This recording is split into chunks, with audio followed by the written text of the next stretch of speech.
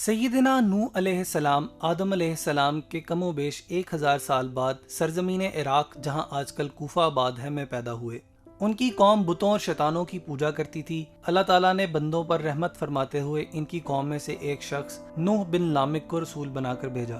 وہ لوگ انہیں اچھی طرح سے جانتے تھے، ان کی دیانت و صداقت کے معترف تھے۔ نوح علیہ السلام نے اپنی قوم کو اللہ کی وحدت کی عبادت کرنے کی طرف دعوت دی۔ ان کو سمجھایا کہ یہ بت کسی بھی نفع نقصان کے مالک نہیں ہیں، لیکن ان کی قوم نے ان کا مذاق اڑایا۔ کہنے لگے تم ہمیں گمراہ کر رہے ہو۔ سیدنا نوح علیہ السلام نے ان سے کہا میں تمہیں گمراہ نہیں کر رہا بلکہ تمہیں حق کی طرف بلا رہا ہوں۔ مجھے تمہاری طرف اللہ کا رسول بنا کر بھیجا گیا ہے۔ قوم کے بڑے لوگوں نے ان پر یہ الزام لگایا کہ تم اس بہانے سردار بننا چاہتے ہو۔ سیدنا نوح علیہ السلام اپنی قوم کو مسلسل توحید کی دعوت دیتے رہے، مگر فقیر اور مسکین لوگوں کی تھوڑی بہت تعداد ہی ان کے ساتھ اس دعوت کو قبول کرنے میں شریک ہو سکی۔ سیدنا نوح علیہ السلام اپنی قوم کو مسلسل توحید کی دعوت دیتے رہے، مگر فقیر اور مسکین لوگوں کی بہت تھوڑی تعداد ہی نے ان کی دعوت کو قبول کیا۔ کافروں کے سردار سیدنا نوح علیہ السلام سے کہنے لگے ہم تم کو اپنے ہی جیسا ایک عام آدمی دیکھتے ہیں، ہم تمہیں جھوٹا سمجھتے ہیں، نیز ہم ان فقراء اور مساکین کے ساتھ نہیں بیٹھ سکتے، تم ان کو اپنے پاس سے ہٹا دو۔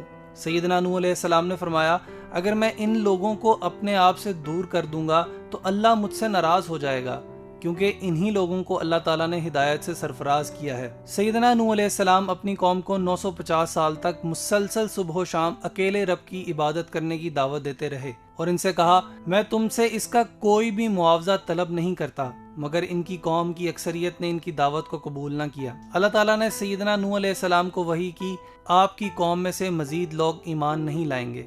جب وہ اپنی قوم سے مایوس ہو گئے تو انہوں نے اللہ تعالیٰ سے اپنی قوم کی نافرمانیوں کے بدلے ہلاکت کی دعا کر دی۔ اللہ تعالیٰ نے سیدنا نوح علیہ السلام کی دعا قبول فرمائی، انہیں اور ان کے ساتھیوں کو بھاری غم اور پریشانیوں کے بوجھ سے نجات دی۔ انہیں حکم دیا کہ وہ ایک بہت ہی بڑی کشتی بنائیں جو چاروں طرف سے بند ہو، جس میں پانی داخل نہ ہو سکتا ہو۔ جو لوگ ظالم ہیں ان کے بارے میں ہم سے کچھ مت کہنا، کیونکہ وہ غرق کیے جائیں گے۔ چنانچہ سیدنا نوح علیہ السلام نے اپنے ساتھیوں کی مدد سے کشتی بنانا شروع کی۔ کافر لوگ ان کے پاس سے گزرتے تو ان کا مذاق اڑاتے اور کہتے نوح تم نے دعوت کا کام چھوڑ کر اب بڑھائی کا پیشہ اختیار کر لیا ہے۔ پھر کہتے نوح ایک ایسی جگہ کشتی بنا رہا ہے جہاں نہ تو دریا ہے نہ سمندر، ایسے آدمی کو ہم پاگل ہی سمجھیں گے۔ کچھ کہنے لگے نوح کیا اس مقام سے سمندر پھوٹے گا؟ پھر ان کی قوم کے کچھ سرکردہ لوگ کہنے لگے اگر تم دعوت دینے سے باز نہ آئے تو پتھروں سے ہلاک کر دیے جاؤ گے۔ جاہل اور قدر ناشناس قوم نے خیر خواہی کے جواب میں دھمکیاں دیں اور مذاق اڑایا۔ اللہ تعالیٰ نے بذریعہ وحی نوح علیہ السلام کو تسلی دی اور کہا جو لوگ آپ کا مذاق اڑا رہے ہیں کل یہی اپنے کیے پر نادم اور پریشان ہوں گے، ان کی خوشیاں غموں اور دکھوں میں تبدیل ہو جائیں گی۔ یہ قوم بڑی ہی بیوقوف تھی، کہنے لگی ہم اپنے معبودوں ود، سوا، یاغوث، یعوق اور نصر کو ہرگز نہیں چھوڑیں گے۔ نوح علیہ السلام کی قوم کے یہی بت بعد میں عرب میں بھی پوجے گئے۔ انہوں نے نوح علیہ السلام کی ہر اچھی بات اور دلیل کا انکار کیا۔ اس دوران کشتی مکمل ہو گئی۔ اس کی 3 منزلیں تھیں۔ نچلے حصے میں جانوروں کے لیے جگہ تھی، درمیانے حصے میں انسانوں کے لیے، اور سب سے اوپر کی منزلوں میں پرندوں کو رکھا گیا۔ اللہ تعالیٰ نے سیدنا نوح علیہ السلام کی طرف وحی کی کہ وہ جلد ہی تمام کافروں کو ہلاک و برباد کر دے گا۔ انہیں حکم دیا کہ کشتی میں ہر جانور کا جوڑا جوڑا سوار کر لیں، خواہ اس کا گوشت کھایا جاتا ہو یا نہ کھایا جاتا ہو، تاکہ اس کی نسل باقی رہے۔ اس طرح ہر وہ چیز جس میں زندگی کے آثار ہیں، خواہ وہ سبزیاں ہوں یا پھل، اسے بھی کشتی میں رکھ لیں۔ اپنے خاندان کے تمام افراد کو بھی کشتی میں سوار کر لیں، ہاں جن کے بارے میں پہلے سے فرمان جاری ہو چکا ہے اسے سوار نہ کریں کہ یہ لوگ کافر ہیں۔ ان کے علاوہ جو بھی اللہ پر ایمان لایا ہے اور آپ کی نبوت کی تصدیق کرتا ہے اسے بھی اپنے ساتھ بٹھا لیں۔ سیدنا نوح علیہ السلام کی قوم کے بہت تھوڑے سے لوگ ہی ان پر ایمان لائے تھے۔ مورخین کے مطابق ان کی تعداد صرف 80 کے قریب تھی۔ نوح علیہ السلام نے ویسے ہی کیا جیسے ان کو حکم دیا گیا تھا۔ ان کے بیٹوں میں سے حام، سام اور یافس کشتی میں سوار ہوئے کیونکہ یہ مسلمان تھے۔ بالآخر وہ دن آ پہنچا جب اللہ تعالیٰ نے کافروں پر عذاب نازل کرنے کا فیصلہ کیا تھا۔ چنانچہ زمین سے پانی پھوٹ پڑا، آسمان سے شدید بارش شروع ہو گئی جس کی پہلے یا بعد میں کوئی مثال نہیں ملتی۔ سیدنا نوح علیہ السلام نے فوری طور پر حیوانات اور پرندوں کو کشتی میں سوار کیا، پھر تمام مومنوں سمیت کشتی میں بیٹھ گئے۔ اس کشتی میں بیٹھ جاؤ، اللہ ہی کے نام سے اس کا چلنا اور ٹھہرنا ہے، یقیناً میرا رب بڑی بخشش والا بڑے رحم والا ہے۔ مشرق سے مغرب تک ساری زمین کے طول و عرض میں میدانوں، پہاڑوں، صحراؤں اور چٹیل میدانوں میں ہر جگہ سیلاب آیا۔ پانی کی سطح آہستہ آہستہ بلند ہوتی گئی، حتیٰ کہ پہاڑوں کی چوٹیاں بھی پانی میں ڈوب گئیں۔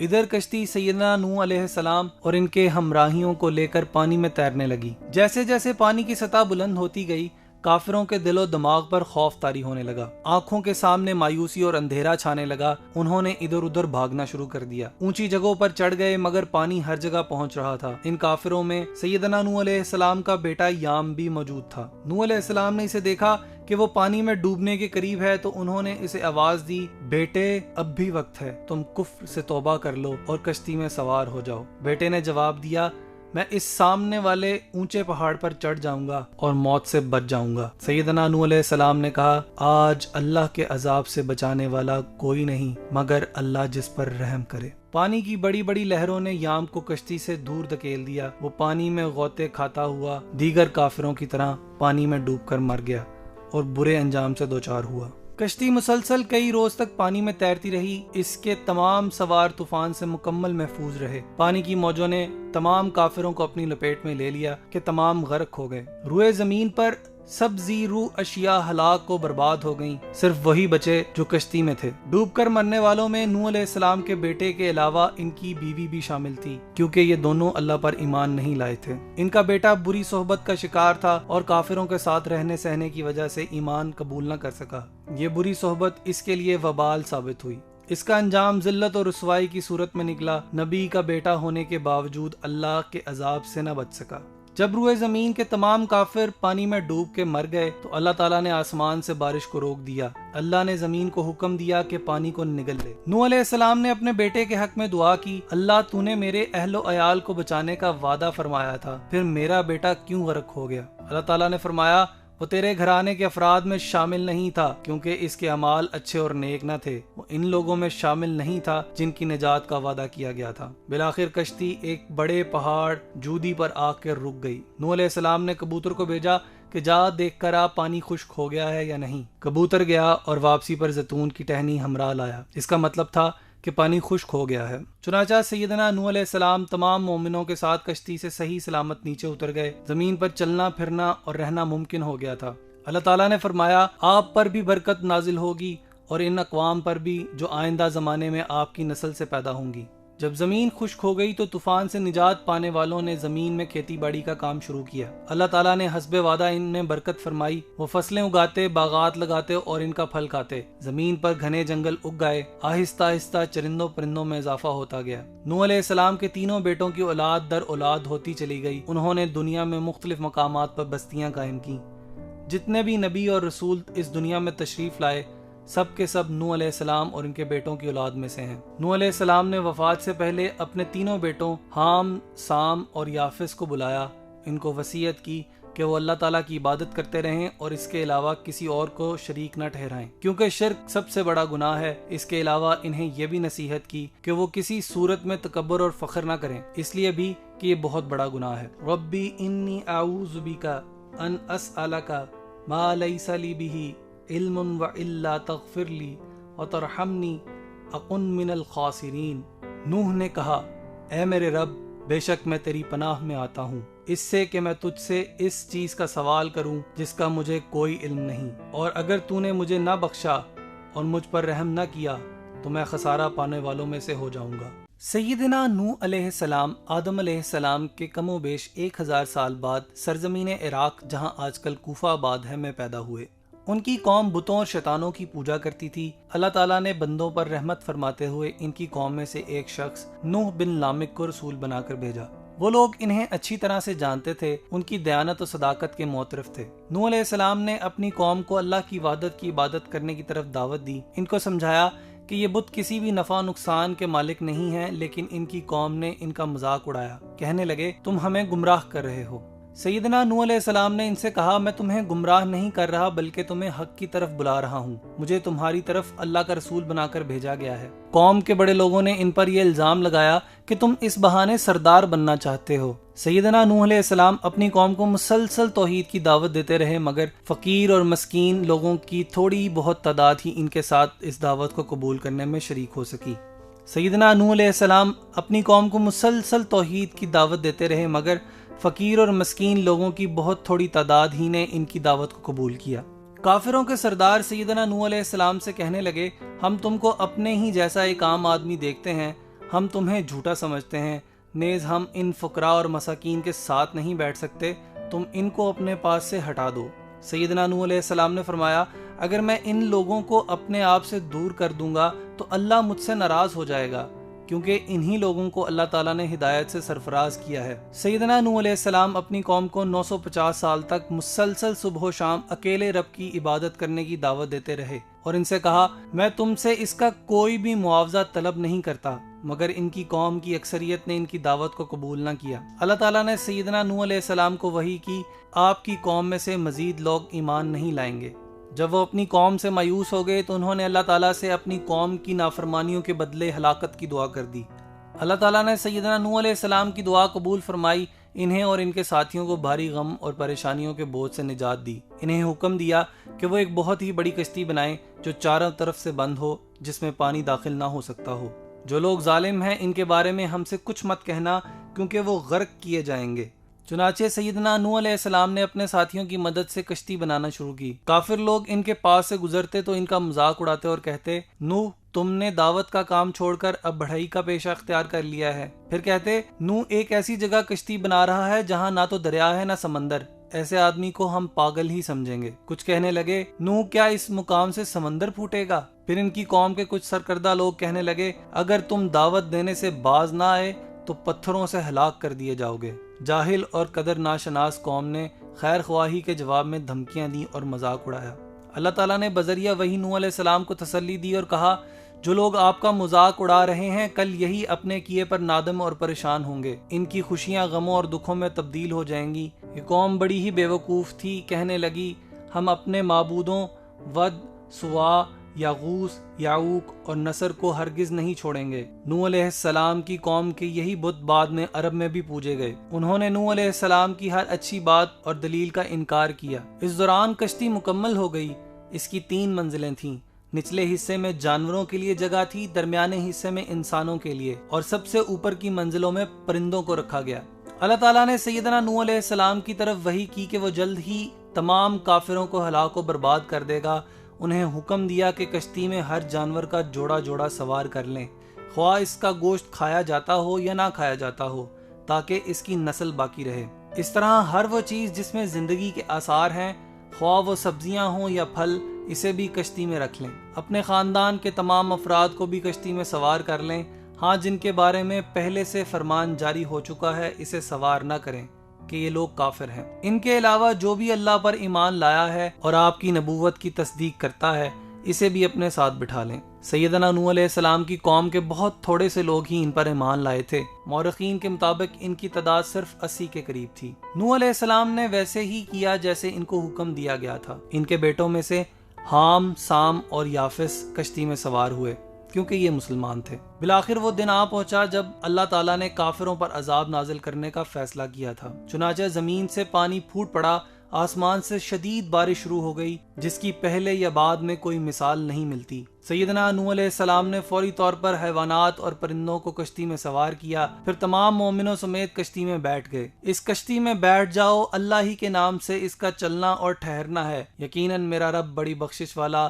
بڑے رحم والا ہے۔ مشرق سے مغرب تک ساری زمین کے طول و عرض میں میدانوں، پہاڑوں، صحراؤں اور چٹیل میدانوں میں ہر جگہ سیلاب آیا۔ پانی کی سطح آہستہ آہستہ بلند ہوتی گئی، حتیٰ کہ پہاڑوں کی چوٹیاں بھی پانی میں ڈوب گئیں۔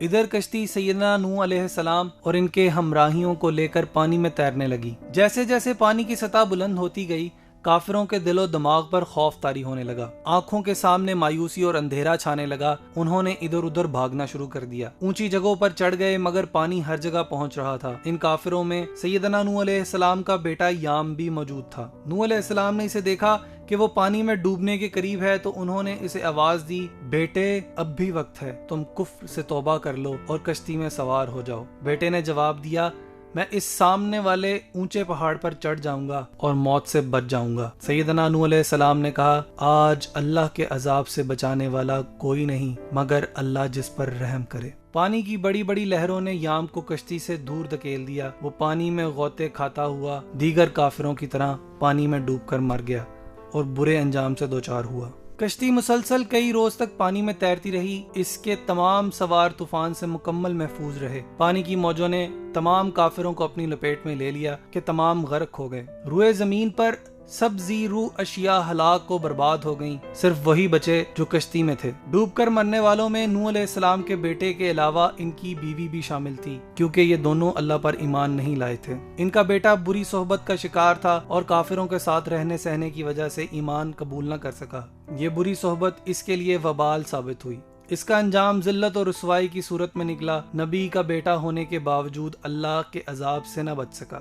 جب روئے زمین کے تمام کافر پانی میں ڈوب کے مر گئے تو اللہ تعالیٰ نے آسمان سے بارش کو روک دیا۔ اللہ نے زمین کو حکم دیا کہ پانی کو نگل لے۔ نوح علیہ السلام نے اپنے بیٹے کے حق میں دعا کی، اللہ تو نے میرے اہل و عیال کو بچانے کا وعدہ فرمایا تھا، پھر میرا بیٹا کیوں غرق ہو گیا؟ اللہ تعالیٰ نے فرمایا، وہ تیرے گھرانے کے افراد میں شامل نہیں تھا کیونکہ اس کے اعمال اچھے اور نیک نہ تھے۔ وہ ان لوگوں میں شامل نہیں تھا جن کی نجات کا وعدہ کیا گیا تھا۔ بالآخر کشتی ایک بڑے پہاڑ جودی پر آ کر رک گئی۔ نوح علیہ السلام نے کبوتر کو بھیجا کہ جا دیکھ کر آ پانی خشک ہو گیا ہے یا نہیں۔ کبوتر گیا اور واپسی پر زیتون کی ٹہنی ہمراہ لایا۔ اس کا مطلب تھا کہ پانی خشک ہو گیا ہے۔ چنانچہ سیدنا نوح علیہ السلام تمام مومنوں کے ساتھ کشتی سے صحیح سلامت نیچے اتر گئے۔ زمین پر چلنا پھرنا اور رہنا ممکن ہو گیا تھا۔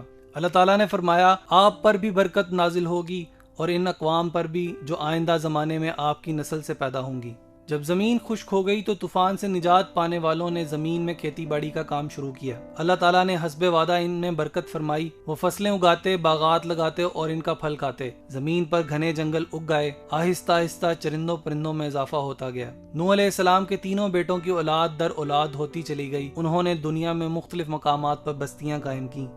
جتنے بھی نبی اور رسول اس دنیا میں تشریف لائے سب کے سب نوح علیہ السلام اور ان کے بیٹوں کی اولاد میں سے ہیں۔ نوح علیہ السلام نے وفات سے پہلے اپنے تینوں بیٹوں حام، سام اور یافس کو بلایا۔